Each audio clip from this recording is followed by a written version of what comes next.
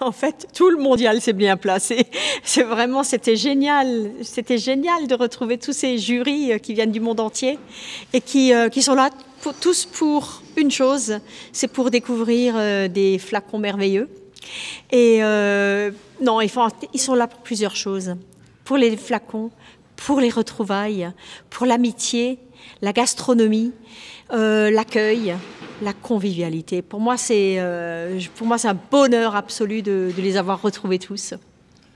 Et bien cette année, ça s'est passé mieux que je l'imaginais, parce que en fait, quand je vois les concours en général pour 2022, ont quand même eu bien moins d'échantillons, mais ce qui est tout à fait normal vu le millésime, vu les situations et tout ça.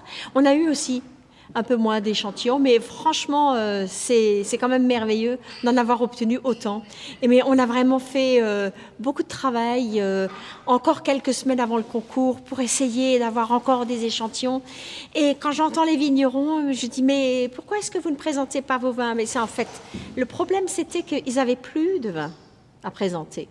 Donc, on espère que l'année prochaine, on aura de nouveau des très beaux chiffres. Mais cette année, franchement, je suis quand même très satisfaite.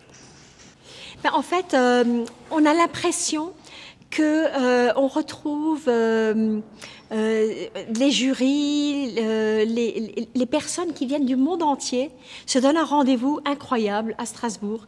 Et c'est vraiment tellement convivial qu'il suffit de leur dire... L'année prochaine, est-ce que vous serez avec nous? Mais donne-moi la date, donne-nous la date. C'est quand même génial, ça. Donc, en fait, les retrouvailles, on s'est vraiment retrouvés vendredi soir avec beaucoup d'émotion. Mais cette émotion, elle est palpable du vendredi à la fin du concours. Je crois que ça, c'est aussi quelque chose de fantastique. C'est que chacun est impliqué de manière personnelle, passionnelle, pour un événement qui existe depuis 24 éditions. Hein. Alors cette année, on s'est dit, on a tellement de jurys de pays différents qui seraient vraiment ravis de rencontrer leur consul, leur ambassadeur qui est présent à Strasbourg, au Conseil de l'Europe et dans les ambassades. Et on a eu vraiment différents consuls et ambassadeurs qui sont venus à la rencontre de leur jury, de leurs compatriotes, mais pas que, à la rencontre de tous les jurys. Et vraiment, c'est magique ce qui arrive. C'est qu'ils sont en phase. Chaque consul, chaque ambassadeur a le même langage, la même envie de faire représenter son pays par le vin. Et tout le monde a besoin de ça, de faire une promotion du vin de leur pays. Alors, ce qui nous attend l'année prochaine, c'est pas une question piège, parce qu'en fait, je pense qu'on est vraiment sur une voie d'événementiel à Strasbourg, Events, comme l'annonçait notre directeur général.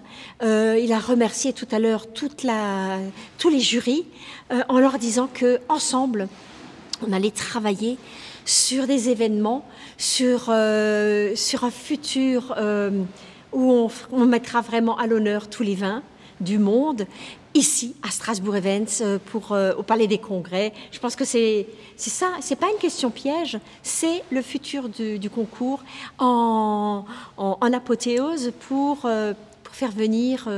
pour accueillir des masterclass d'exception, par exemple.